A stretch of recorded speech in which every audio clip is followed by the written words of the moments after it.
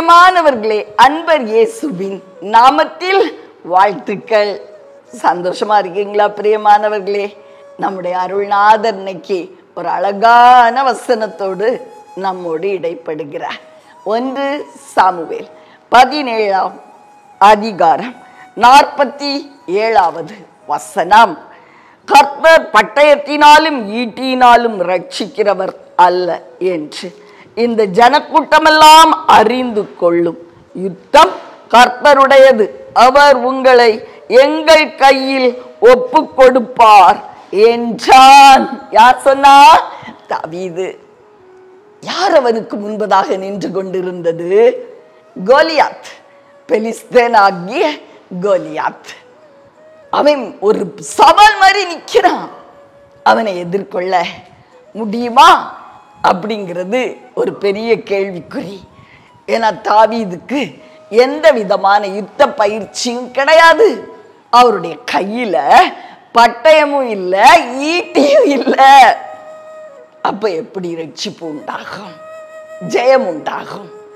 பிரியமானவர்களே, தாவீது சொல்லுகிறார், கர்த்தர் தான் இந்த யுத்தத்தை செய்ய போறாரு. அதனால என் கையில பட்டயம் இருக்குதோ இல்லையோ, ஈட்டி இருக்குதோ இல்லையோ, ஜெயம் மட்டும் நிச்சயம். பிரியமானவர்களே, உங்களுக்கு முன்னாடியும் கோலியாத் மாதிரி பெரிய பிரச்சனை நின்று கொண்டு இருக்கிறதா? உங்க கையில பட்டயம் இல்லாம நீங்க வெறுமையா இருப்பது போல காணப்படுகிறதா? ஈட்டி இல்லையா உங்க கையில? கவலைப்படாதீங்க. அப்படின்னா என்ன அர்த்தம்னா, பலத்த ஆயுதங்கள், பலம், எதிராளியை எதிர்த்து நிற்கத்தக்க பொருள் பலம், மனபலம், இன்னும் சரீர பலம், அதெல்லாம் உங்களுக்கு இல்லாம இருக்கலாம். ஆனாலும் கூட கர்த்தர் யுத்தம் பண்ணும்போது, கர்த்தருடைய கையில நீங்க யுத்தத்தை கொடுக்கும் போது கட்டாயம் ஜெயம் உண்டாகும். கடந்த நாள்ல நான் அதை அனுபவத்துல பார்த்தேன்.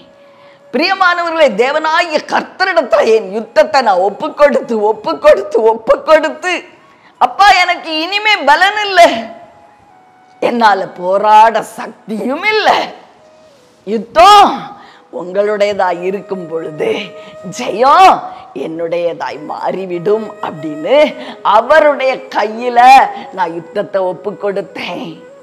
பிரியமானவர்களே, அவர் யுத்தம் பண்ணின பொழுது எனக்கு ஜெயம் உண்டானதை பார்த்தேன்.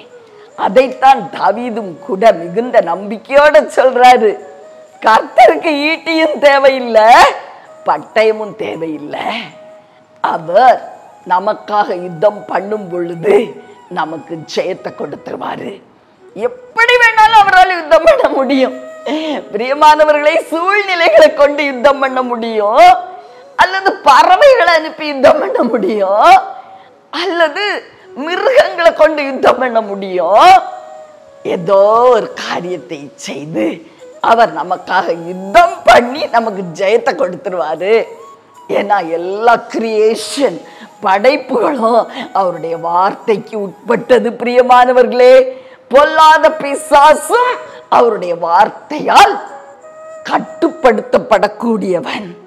ஆதலால் அவரால் எப்படி வேண்டுமானாலும் நமக்காக எந்த அளவுக்கு வேண்டுமானாலும் யுத்தத்தை நடத்தி ஜெயத்தை நம்ம கையில கொடுக்க முடியும். நம்பிக்கையோடு கூட நம்முடைய யுத்தங்கள் எல்லாம் அவருடைய கையில ஒப்பு கொடுத்துருவோமா? ஆபீஸ்ல யுத்தமா, வீட்டுல யுத்தமா, குடும்பத்துல யுத்தமா, கணவன் மனைவி மத்தியில யுத்தமா, யுத்தத்தை அவருடைய கையில கொடுங்க. சமாதானமும் வெற்றியும் நம் பங்காய் இருக்கும். உங்களுக்காக ஜெபிக்கட்டுமா? அன்பின் பரலோக தகப்பனே, அருமையான நல்ல இரட்சகா, ஆவியானவரே, யுத்தம் கர்த்தருடையதா இருக்கும் போது அவருக்கு ஈட்டியும் பட்டயமும் எதுவுமே தேவையில்லைப்பா. அவர் எப்படி வேண்டுமானாலும் சூழ்நிலைகளை பயன்படுத்தி கூட, அல்லது ஏதோ ஒரு ஃபோர்ஸ் மூலமாய் நமக்காக யுத்தம் பண்ணி நமக்கு ஜெயத்தை கொடுப்பார். மாபெரும் தேவன், அவருக்கு நிகரானவர் யாரும் இல்லை, அவரோடு எதிர்த்து நிற்கத்தக்கவன் யாரும் இல்லை. அவருக்கு ஒப்பான இன்னொரு சக்தி இந்த உலகத்துல இல்ல, வல்லமை இந்த உலகத்துல இல்ல. அதனாலப்பா எங்களுடைய யுத்தங்கள் எல்லாம் உங்க கையில நாங்க இன்னைக்கு கொடுத்துட்டோம் நாதா. வெற்றியை மாத்திரம் நாங்க எடுத்துக்கொள்கிறோம் இயேசுவின் நாமத்தில். ஆமென்.